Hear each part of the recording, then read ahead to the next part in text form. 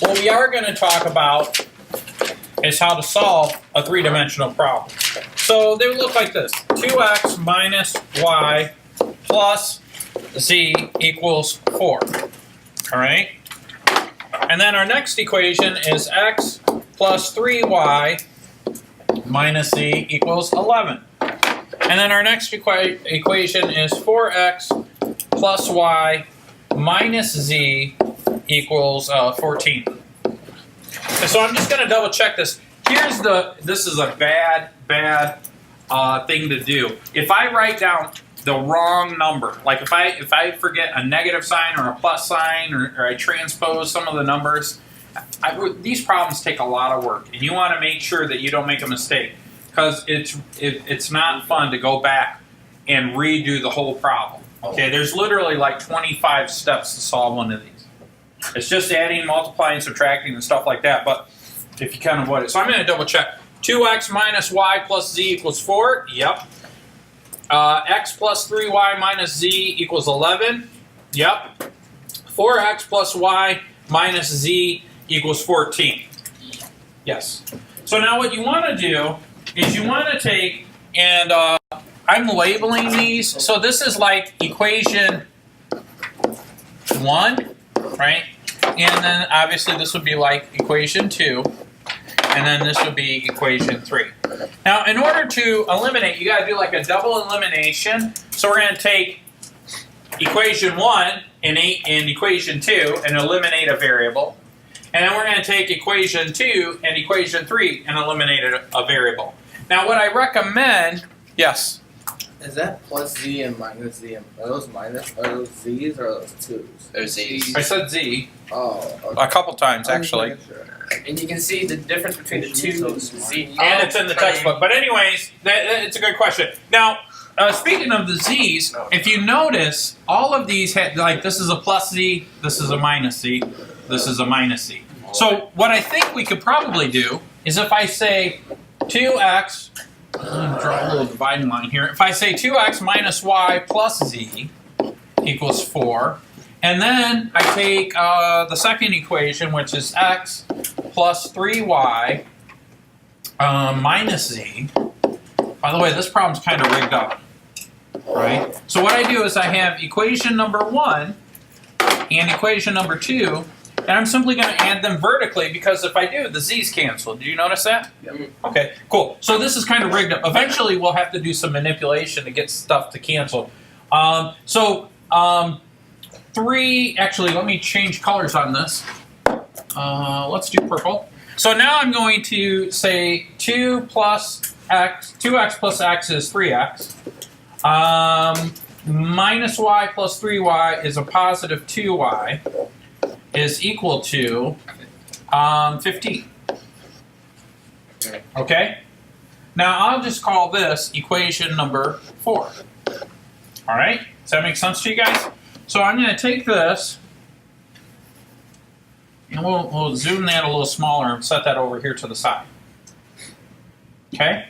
Does that make sense? In fact, let me zoom all this stuff too, and make that a little smaller. Oops.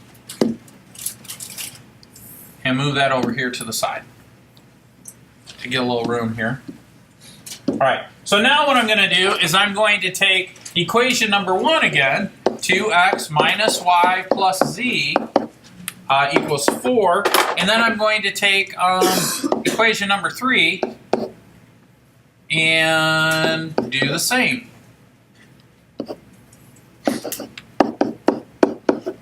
Now if I add these vertically,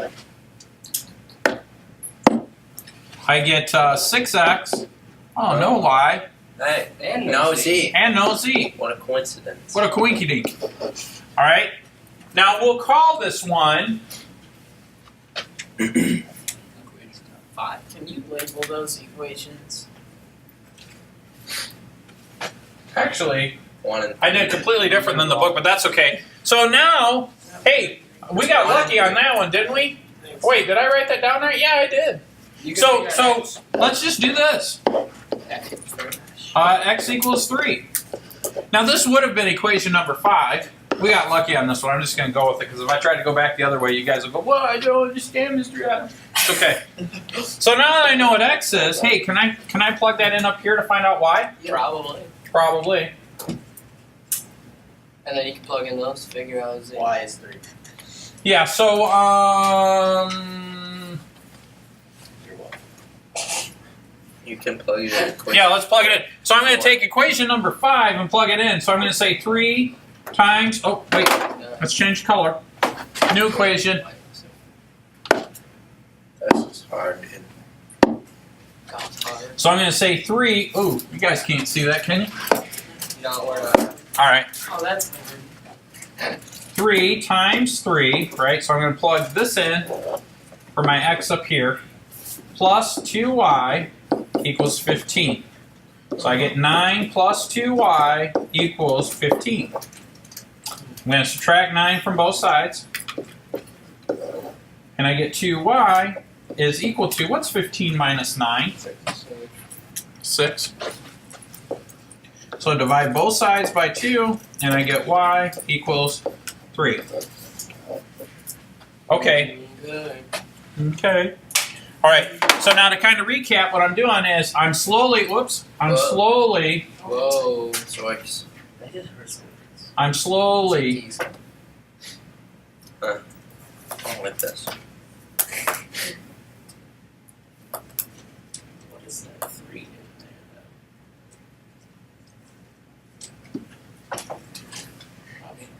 there. I'm slowly finding all my variables, right? So I have x, y. What do I need next? Z. Z. All right. So now to find z, let me make this You smaller. can do 1, 2, 3. Let's make that smaller. Put that over there. All right. So far, so good. So I have x, y, and z. Now I could pick any one of these. I'm just going to pick the last one. So I'm going to say 4 times x plus y minus z equals 14. So I've got 4 times 3 plus 3 minus z equals 14. So I've got 12 plus 3 minus z equals 14. And then that's 15 minus z equals 14. Oops. Subtract 15 from both sides. And I get negative z equals negative 1, or z equals 1. Good job.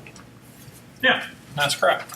So now, Still a lot of work. really what's going on is these equations up here represent 3 lines in 3-dimensional space that have an x, y, and z coordinate. So we could write our solution this way. We could think of it like, well, this is what we would call a tripled, or triples is what we call x, y, z. Well, Okay? And so that would just be 3, 3, 1. What's that look like?